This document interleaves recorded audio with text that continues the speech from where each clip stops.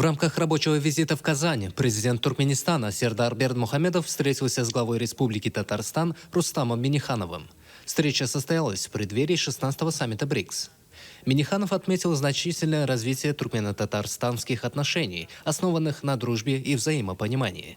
Президент Сердар Бердмухамедов выразил уверенность, что визит укрепит традиционные связи между Туркменистаном и Россией, подчеркнув важность сотрудничества с Татарстаном. Президент Туркменистана передал Минниханову приветствие от национального лидера туркменского народа Гурбангулы Бердмухамедова и пожелал успешного проведения саммита. В ответ Минниханов выразил признательность за вклад туркменского лидера в развитие двустороннего взаимодействия и отметил важность недавнего международного форума в Ашхабаде, посвященного 300-летию поэта Махтумкули Фраги. В ходе встречи стороны обсудили приоритетные направления партнерства и подтвердили намерение продолжать активные контакты на высшем уровне. Завершилась встреча церемонией награждения президента Бердмухамедова орденом Республики Татарстан Дуслык за заслуги в укреплении сотрудничества.